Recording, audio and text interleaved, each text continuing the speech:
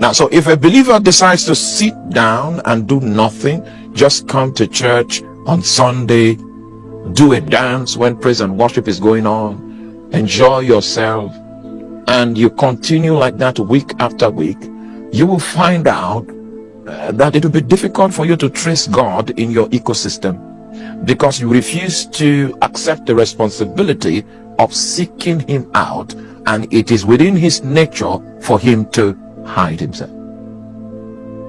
Exactly. So only aggressive seekers lay hold on God.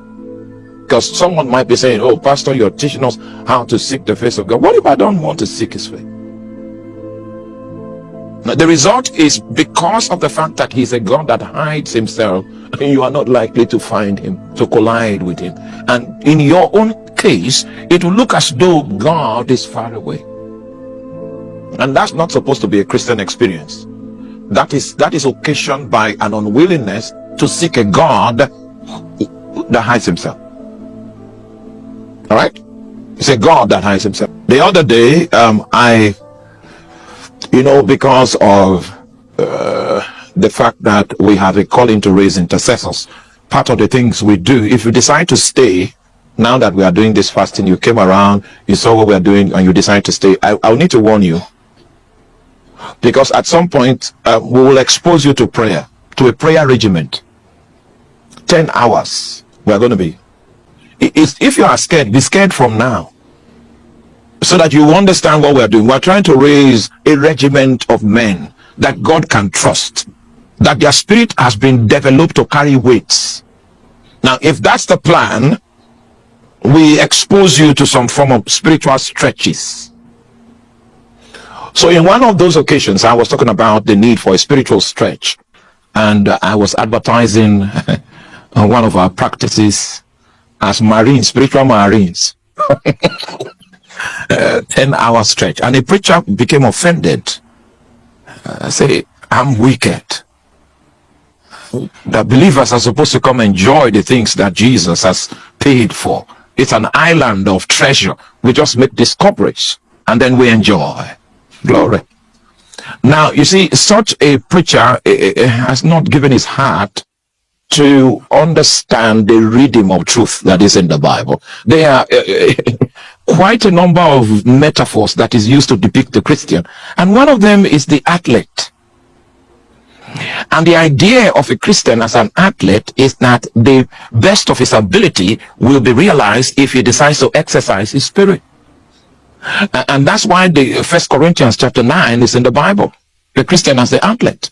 It is within that context that Paul says that I beat my body, I put it in subjection. That's the kind of rigor that an athlete goes through in order for him to overcome every form of laxity and maximize his physical capacity so that he can contend with the hope of winning the prize. Are you there? So the flesh wants to continue. It's interesting to know that the flesh doesn't want you to pray. The flesh doesn't want you to fast. The flesh wants you to like vanilla yogurts. All right. But what we are trying to achieve in the cantonment is that we are trying to put you under a spiritual kind of regiment so that you will stretch your spirit.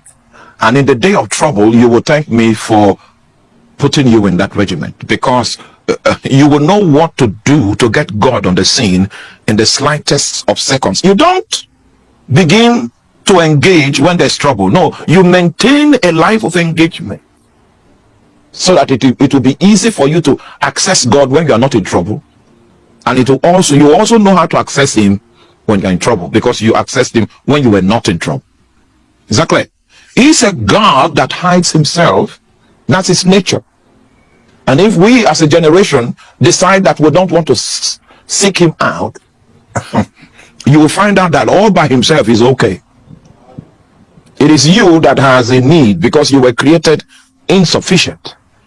He is all sufficient. And the design is that you were supposed to be reaching out to him consistently so that he becomes the reinforcement behind your life that supports your insufficiency and gives you the ability to prosecute destiny, so that you can say like Paul, that I can do all things through Christ that strengthens me.